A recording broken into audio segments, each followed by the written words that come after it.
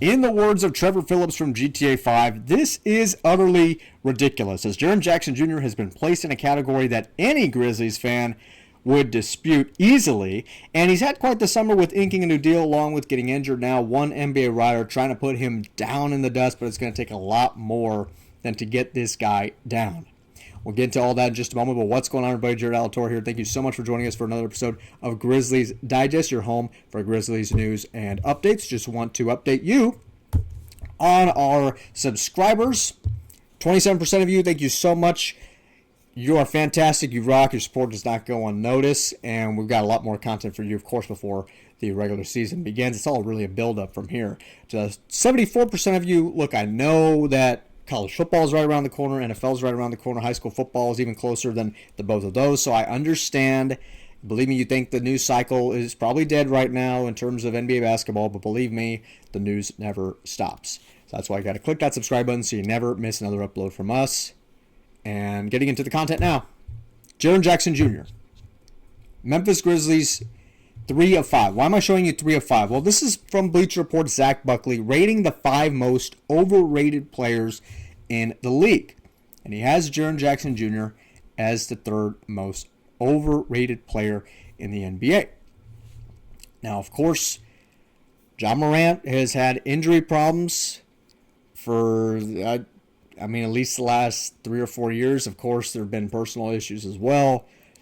But I'd say it's more disrespectful in the way of Jackson Jr. actually, out of those two guys, actually being the one to kind of carry the bunch.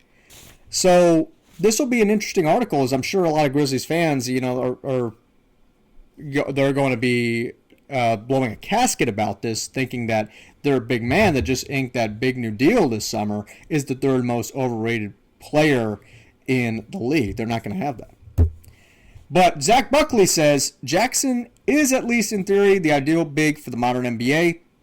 He's a shape-shifting switch defender and premier paint protector who also happens to be a 20-point scorer and a 37.5% three-point shooter. Still at just 25 years old, he's already been twice elected as an All-Star, thrice selected as an All-Defensive honoree, and once crowned Defensive Player of the Year. So what's the issue? And he goes, well, there's a few. Not a lot of them, but there's a few. His reality rarely rises anywhere near that ideal level. He isn't a good or even average rebounder, career 5.5 per game. As a 6'10" player who primarily mans the 5, he mutes his own defensive impact by fouling his way off the floor. Career 4.6 per 36 minutes. His scoring is a lot of spoon-fed stuff, nearly 55% of his twos and 95% of his threes have been assisted.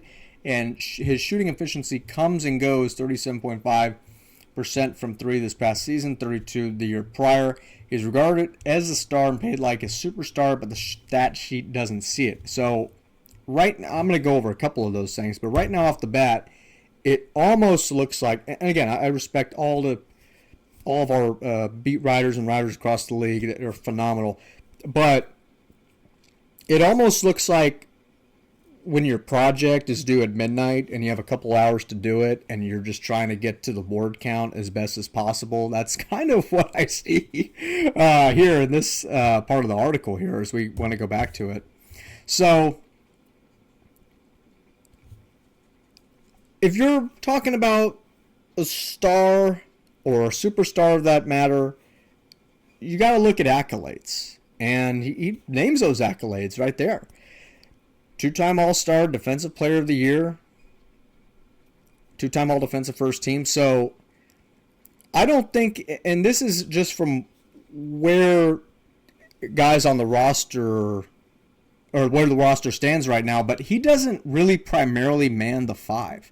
Now, for an exception would be if Aldama's out there along with Jackson Jr., and if those are the 2 big guys that are manning the middle, then Jackson Jr. would be manning the 5, but most of the time, I don't really feel like that's happening, especially when you already have Edey, and you're going to have Landale.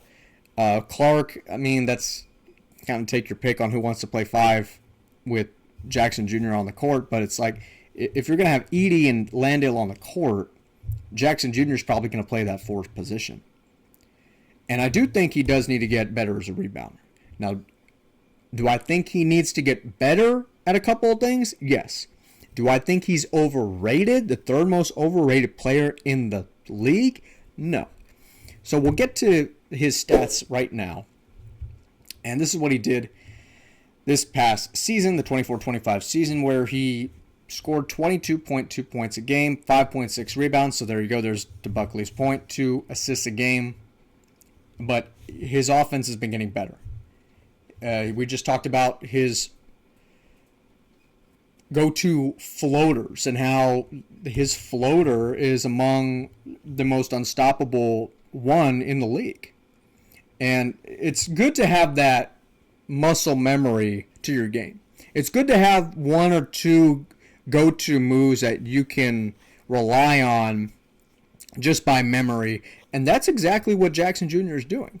Now, do I think he needs to get better in rebounding? Yes. If you're going to sign a deal, $200+ million deal, you got to do better at rebounding the basketball. I will agree to that. But the other two guys, and this is why I really just kind of despise this whole list in general, is because he also had Tyler Hero as the number 2 overrated player and LaMelo Ball as the most overrated player. Which to me is like a little weird, because you look at LaMelo Ball and the Charlotte Hornets and fans everywhere, they're saying, well, we're not really thinking about them. We're not really thinking about LaMelo Ball in that aspect at all.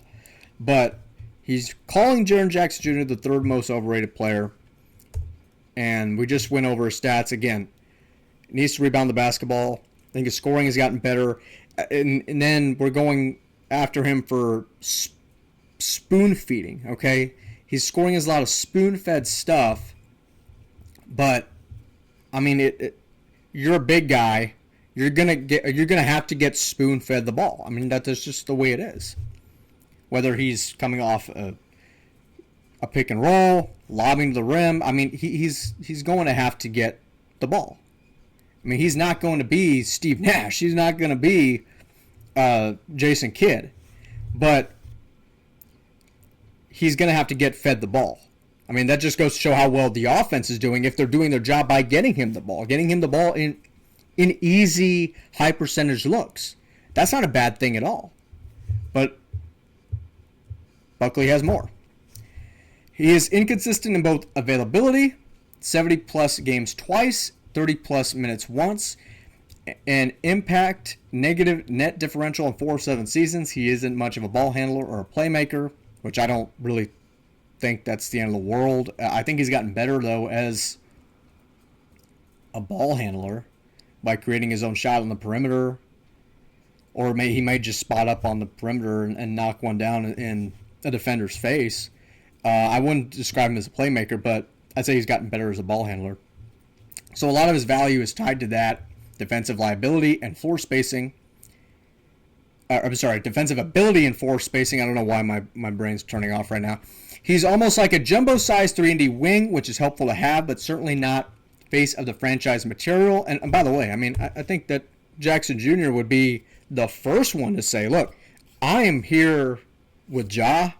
I'm rocking with him, but I'm sure my peers and the fans of Memphis would say that arguably Ja is the face of the city.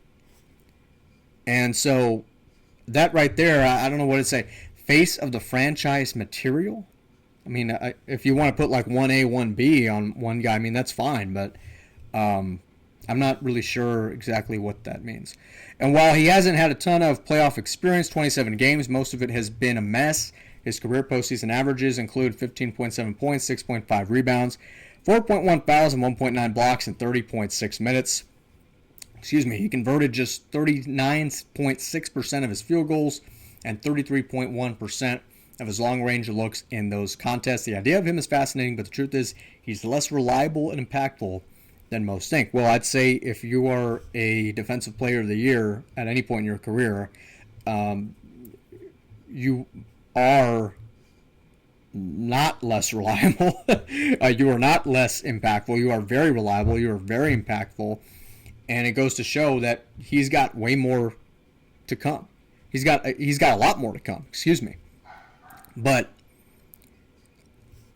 this whole thing of like overrated players, I was expecting to see names like, and much respect to them, but I was expecting to see names like Kuzma or Wiggins or Porzingis or maybe even Darius Garland. I was thinking of seeing guys like that, but I'm looking at guys like Tyler Hero, LaMelo Ball. And Tyler Hero just won the 3-point contest last season. LaMelo Ball's been, he has an unstoppable 3-point shot. I mean, he can create his own in just a matter of 2 seconds. His shot frame looks a little weird, but he can create his own just like in a matter of a couple of seconds, maybe even less than that. I think he's been pretty impressive. But either way, I'm sure Memphis fans would agree that this is probably just pure lunacy to say that Jaren Jackson Jr. is the third most overrated player. I do think he needs to get better in a couple of things, but I do not think he's an overrated player by any means. But let it out. That's what it's all for. Thank you for watching this video. For another episode of Grizzlies Digest, hit that comment section down below what your thoughts are to know that Jaren Jackson Jr. is the third most overrated player in the NBA. And just wanted to go over this as well before we sign off. 74% of you, I understand, like I said at the beginning of the video, I know this. You think it's kind of a weird, awkward period right now where we don't have any basketball, hockey, we just have baseball. We don't have college football yet. We don't have NFL yet. But believe me, the news is still happening. So thank you so much for watching, and we'll see you in the next video. Thank you.